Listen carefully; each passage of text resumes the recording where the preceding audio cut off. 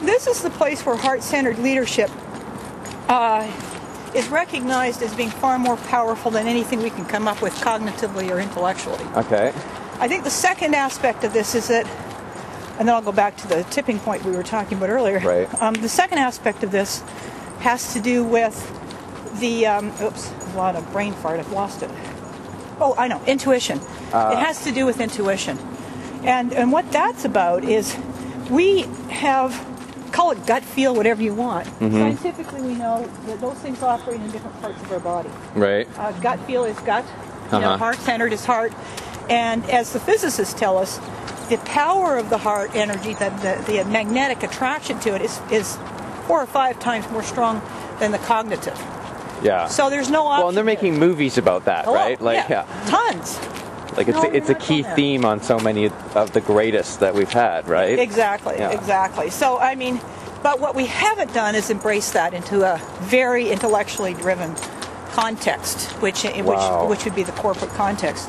So there's the opposite. There's no integrity then, hey? Exactly. Yeah. I mean, if you were to take a horse into a company, they would point out very quickly that there's no congruence here. Because that's what horses do. Right, right. So, so that's really the opportunity, is to recognize how can we make ourselves as persons more congruent. In other words, match up our emotions with our heart's desires and everything else. There's no separation between those two. Sure. The third thing, I think, I'm not sure what number we're on, but... Yeah, number 3. The third thing that's going on right now is that, and this isn't so much an indication more as it is a synthesis, but there are 3 universal powers of leadership. 3 universal principles of power, period. Okay. One of them is the power of presence. This comes from Angelus Arians in the Fourfold Way in cultural anthropology. Right, right. So one of them is the power of presence, which means how you are, who you are, your energetic resonance, if I put it in that term, constitutes your effectiveness. Because if you listen and are fully present, research shows performance improves. End of story. It's the highest way to honor and gift anyone. Right. Is to listen to them well. Right.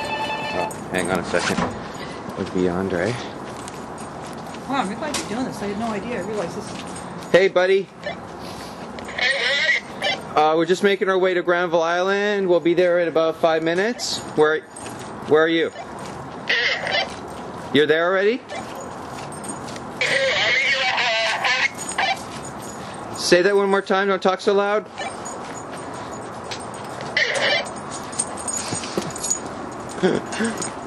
Repeat.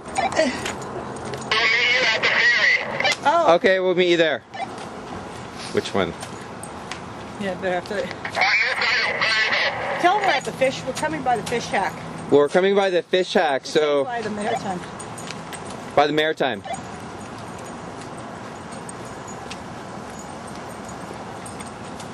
On my side. What does he mean? There's 2 ferries, though. Just ask what color. Right. I'll have to edit that bit out. Oh, I'm really glad that you're doing this. I have, it's interesting. I wouldn't have thought of that, but it's so fresh after the conversation, right? Right. Anyway, the second part of the second universal power is that of communication. Okay. And this is where our understanding of how language carries emotion and what language conveys comes to bear. Okay. Martin Luther King, Gandhi, so many of our great leaders really had a real grasp of that. So, and the third power is that of position. Now, immediately in the corporate world, we think of that as authority. But really, you can have incredibly effective leadership coming from grassroots. In other words, it's not about artificial constructs of power. It's about yourself as an agent of change. Yeah. As having a place in this world, as being a part of this world and making a contribution. And those 3 basically join together to create a real way of utilizing personal power in self-leadership mode. Well, that's really interesting. So I think that's the point we're in right now. Huh. It's very much a discovery process. But it also requires a huge amount of healing and a huge amount of expansion from assuming that anything we think intellectually is all there is in our reality. You must take in also what comes from the heart. In fact, you lead by the heart. Well, and the rest supports. And you were just to go back to your point about healing. And I had asked you earlier about the indicators and stuff out. I've asked. Oh, this one? Yeah. Oh. I've asked several people now why they think that there is an unprecedented amount of zombie movies on the market. And I have to go back and discuss. But question. Do you know what I mean? Like, I think that they're saying something. Why are people even renting this? Like, there is a new one every week. Wow. So I think that to me is an indicator of.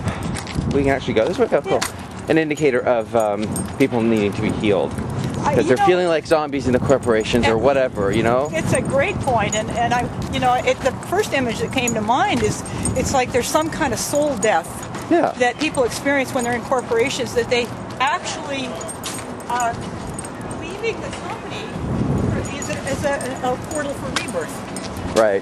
People can then reconnect with what they really want to do, who they are without the definition of outside roles and influences, and can really engage in what's important to them. Interesting. Yeah. So that's a great observation, because, Well, and then back to your other point, I was just stirring what you're saying, the capacity for leadership without authority. And I had already said that authority was to be an author, to be an authority. Yes, so, but.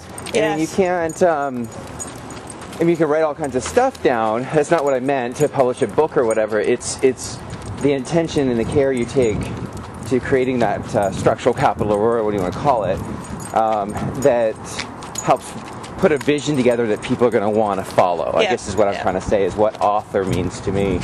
Because otherwise, you don't write a book and it's crap, no one's going to read it, right? Yeah, that's right. But, well, and I mean, I was reminded in this meeting of the places I've gone in where we were going out to consult with the public on the economic policy, and the bureaucrats would say, well, what does the public know? Look, we've got a stack 10 feet high of expert reports no one's implemented. I thought, well, that's probably the point. Until you can see the connection to the outer world, there's not enough energy to implement some of these larger initiatives. Right. You really have to broaden and expand the loop. The other thing that's an indicator that we talked about earlier, and I mentioned two so far. I mentioned the engagement and the stress-related illness. Right. The third one, oh shoot, it just left me. Oh, that's okay. The third indicator is just the fact that executives are phenomenally out of connection with their staff. They're out of connection with a lot of what's going on, and the signal for that is resorting to very old, tried and true practices. Okay. In other words, the signal is the assumption that doing what we've done before is still going to work. Sure. And the reality is, it's not. Sure. It's just not. There's another element that enters into it, and that's the element of fear. Most of the ethical breaches are sourced in executives. 60%, in fact, come from executives. And the profile male, usually in the CFO or that area. Yeah. Highly over time, been there for 6 or 7 years. Yeah. And the point being that fear of loss of security, fear of control, fear of not enough, not being able to maintain your status as a society, and so forth, is really motivating people to take steps and take action, consciously or unconsciously, that undermines the integrity of themselves. Sure. Never mind the community that they're operating within. So it's that disconnection. It's not just ethical, of course. It goes far beyond that, but it's a huge part of it. Huge part of it. It's just that disconnected, not paying attention to data than you are to emotion. Yeah. Would be the example. Resorting to data without understanding there is that emotion jolt is what actually fuels growth. Sure. Not any systems processes. So the other part of that indicator is how many systems processes to theoretically support performance, and forgetting that it's actually people who do it. Right. It's the process. It's the people. Trust them, and you'll see more results. Nice. It's that simple. So there's a fear. If we extend a bit further, there's a fear of trust that would that may well characterize that dynamic. So anyway, should we take a break?